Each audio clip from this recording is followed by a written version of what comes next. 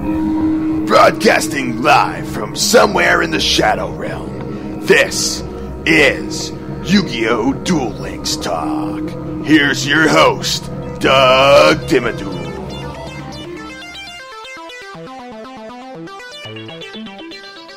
Hey there, welcome to another episode of YuGiOh Duel Links Talk. Today, we're going to take a look at a full-on ninja deck, and this one's a pretty cool one. This is one that is floating around in the deck board right now. It gives you a good basic overall strategy along with this. So what I want to do is just start going through some of the cards, and some of these should be familiar since they were in the more recent box sets. The first one here is the super rare Ninja Grandmaster Sasuke. It's the level 4 warrior, 1800 attack, 1000 defense. At the start of the damage step, if this card attacks a face-up defense position monster, destroy that monster. So Grandmaster Sasuke is one of the better cards out of the box set. Now it is a super rare, so it is hard to get. In this deck, there's only one copy of it. And I'm sure in other decks, the people who do have more than one copy of this card will run multiples. But then there's the next card is a rare Black Dragon Ninja. It's a level 7 beast, 2800 attack, 600 defense. It cannot be special summoned except with the effect of a ninja monster or ninjutsu art card. Once per turn during either player's turn, you can send one ninja monster and one ninjutsu art card from your hand or face up from your field to the graveyard, and then target one monster on the field and banish it. If this face up card leaves the field, special summon as many monsters banished by this card's effect as possible to their owner's fields. So this is just a really powerful card. It's got that 2800 attack, so it is just strong enough on its own, but its effect is great in the sense that you're able to banish. I know there's a lot of requirements in order for you to meet that banishing effect, but overall, if you're able to make it happen, this card can be an absolute game changer and just really get you the win. Next card here we have is Blue Dragon Ninja, the level 5 Sea Serpent, 2100 attack, 1200 defense. Once per turn during either player's turn, you can discard one ninja monster and one ninjutsu art card to target one face-up monster your opponent controls. This turn, that monster's effects are negated, and also that monster cannot attack.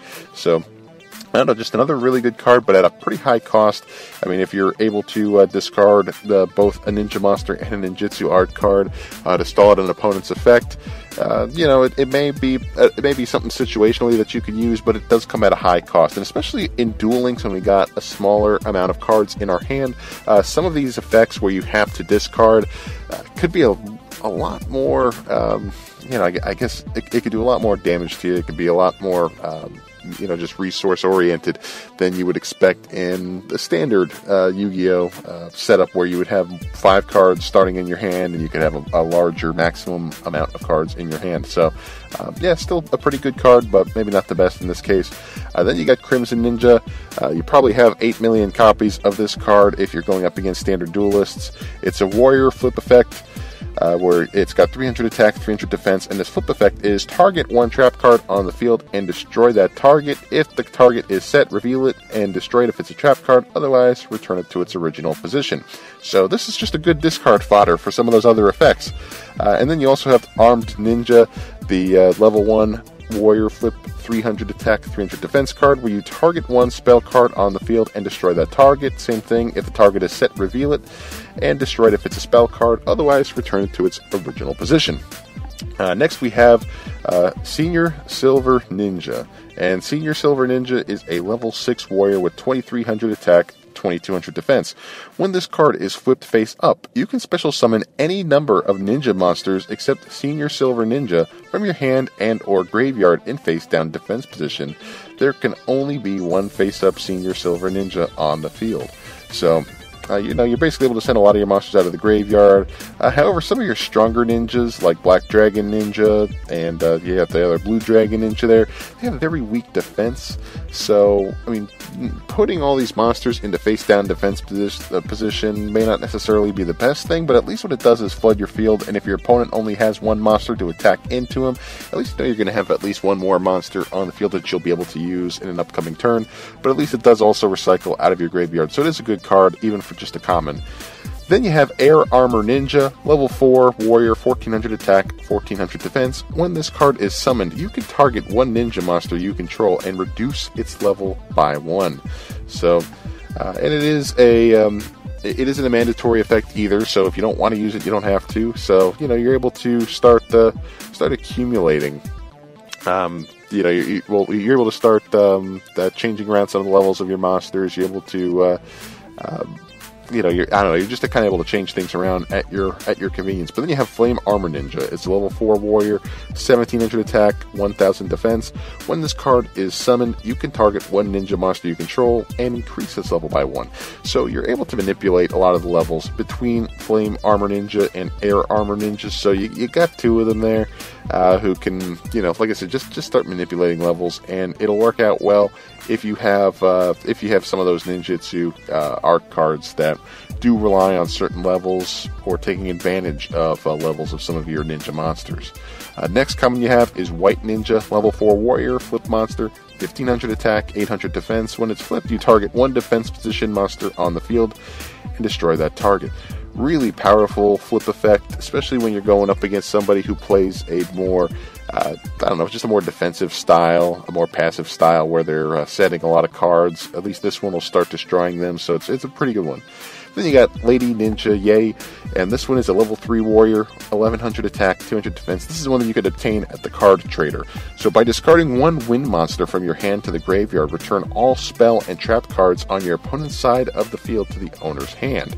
So just a really good card to start clearing your opponent's back row and sending them back to the hand to at least set you up for some pretty good plays and clean attacks or whatever you want to do. So it's a really good effect.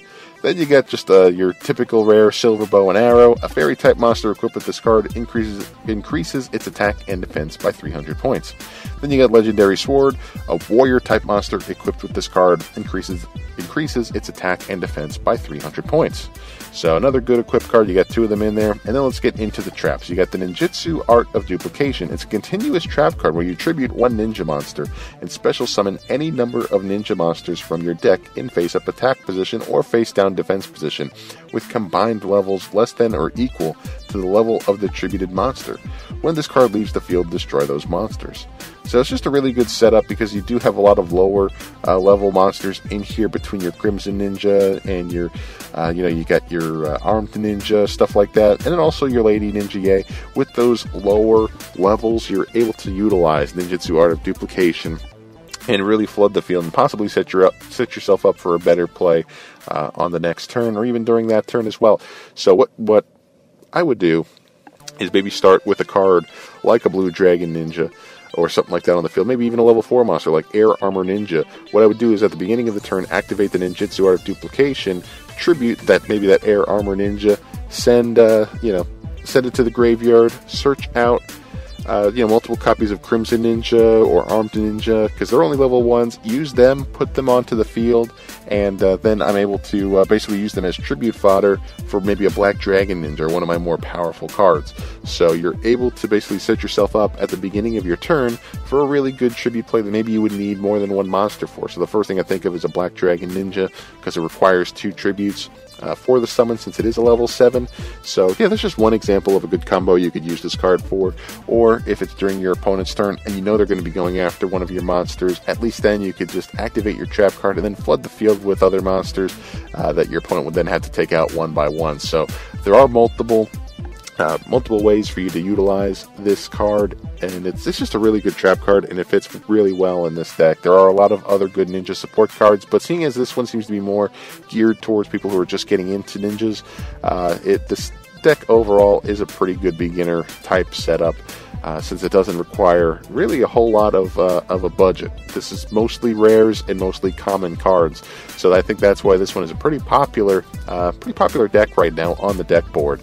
So it gives you a good starting point. There's so many better ways to build ninja decks and make them more consistent, but for somebody who's just getting into ninjas, because like for me, I haven't really done too much with ninjas. I don't have too many of the cards because I haven't gotten into the more recent box set to get a lot of those ninja cards. So I'm kind of waiting things out. But if I do, this is one of those kind of, starting points where I could get my feet wet and start playing around with some of these cards. I think this is what I would do. But anyway, this is just kind of it for today's episode. I will post a picture of the deck list on Twitter and stuff as well. I'll make sure to do that one. That was a good,